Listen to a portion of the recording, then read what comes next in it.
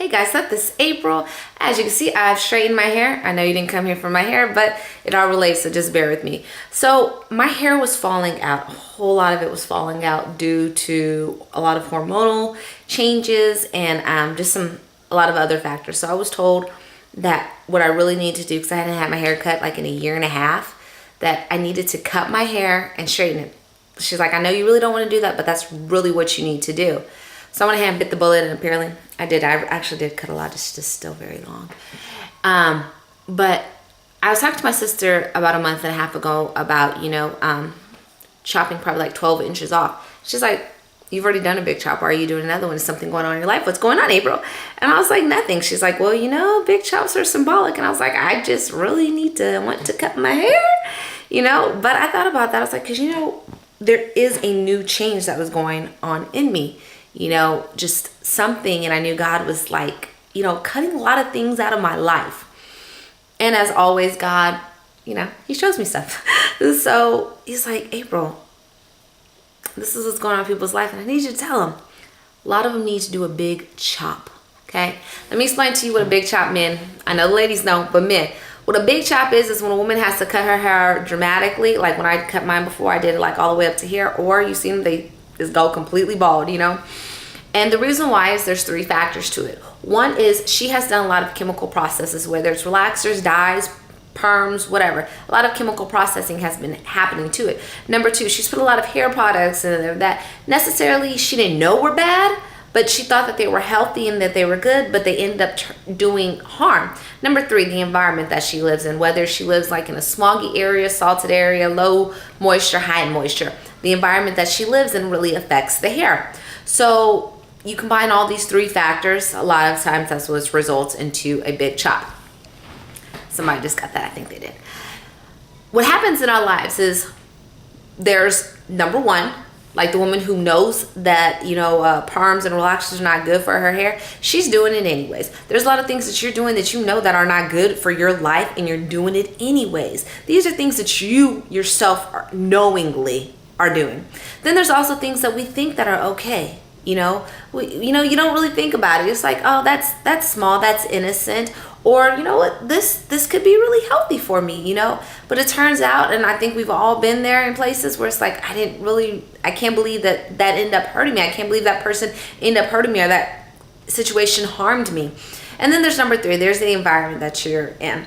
For the most part, a lot of us can't get out of our environments, whether it's home, family, a lot of it's family, church life, work life. Those are environmental factors where, in a sense, you have no control over it. That's just something that's there. And all these things have affected you negatively.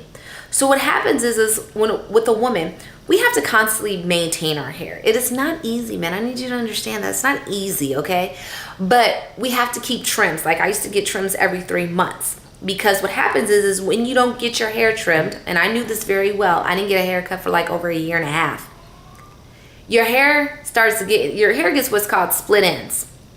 Those split ends, if they're not taken care of, they end up starting to grow like into the rest of your hair. It starts making the healthy part become unhealthy, and it starts getting dead and brittle and frail.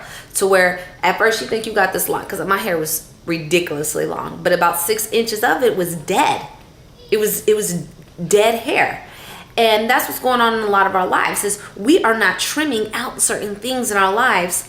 So we have split ends, because in life, we're always having little split ends. And whether it's of the mind, whether it's habits, whether it's relationships, whether it's just the way that we think and the way that we do things, what we're watching, we always have to constantly trim out every few months certain things in our lives that are unhealthy for us.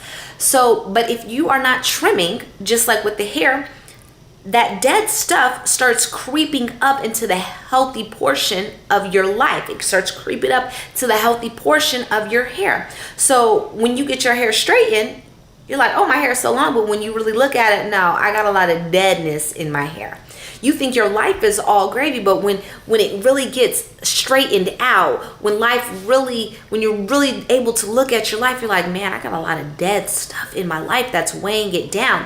When my hair is unhealthy, I can't my hair doesn't bounce when it's curly. There's a lot of things my hair does not do when it's unhealthy, when I have a bunch of dead ends. That's why one of the reasons why I didn't straighten my hair for a while, because I knew I had all these dead ends and it was not going to do what I needed it to do because of the dead ends, because of those split ends.